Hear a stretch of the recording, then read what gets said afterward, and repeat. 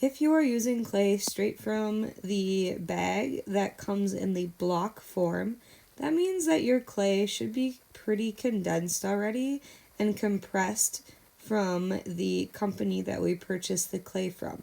So notice how when I cut this clay, it has no air bubbles inside of it. But if you are using clay that is in random bits from a clay bag and not in a block form, notice how there's like little holes and air bubbles. So that clay we will have to wedge. Wedging keeps clay more consistent and homogenized so that there are no air pockets inside. We will have to wedge our clay using your ram's head wedge. Notice how in a ram's head wedge you should see all of those separate kind of folds where the air bubbles would be pushed out from your clay. You are going to take your piece of clay and flatten each side of it so that you have kind of a pancake. Then you will take your clay and put it on a piece of canvas. You want to use these yardsticks on each side so that you get a good thickness of your clay and so that it's an even thickness. My rolling pin will be resting on the yardsticks. You could also try using the slab roller, giving your piece of clay kind of a ramp so that it goes into the slab roller a little easier, putting the canvas and the clay up to it, and then using the wheel to roll your clay through. After you hand roll or use a slab roller, you want to further compress your clay and smooth it a little bit more. So using a flat side of a rib tool, you're going to just gently push down to really compress those clay particles.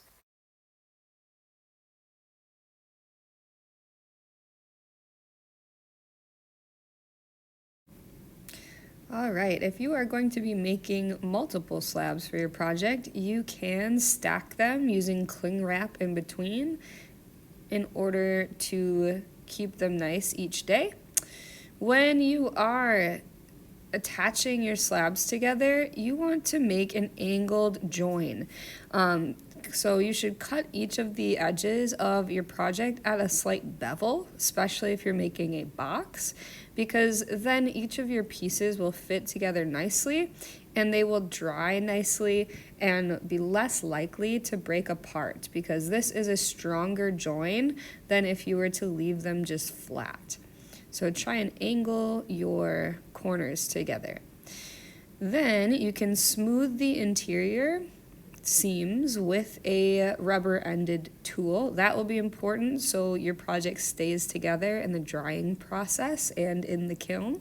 It will be more likely to crack in the future if you do not smooth the interior. And then the outside, you can use a rib tool in order to smooth that join together. You can see I'm just smoothing each of those corners of my box. Even the bottom of my box, I want to make sure I do that too as well. Then I'm going to show you how you can make a lid. So one way to make a lid is to use a coil all around and score and slip that coil on. Then once you've done that, you would blend the seam. So you'd use your finger, your thumb, just to blend it.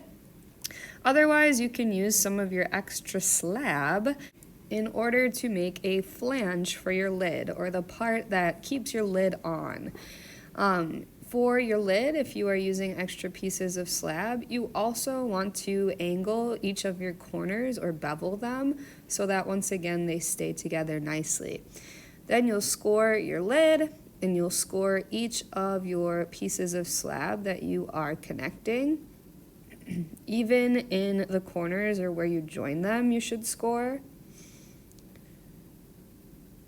And then you would use a rubber-ended tool to smooth each of those seams together once again, just like you did for the rest of your box.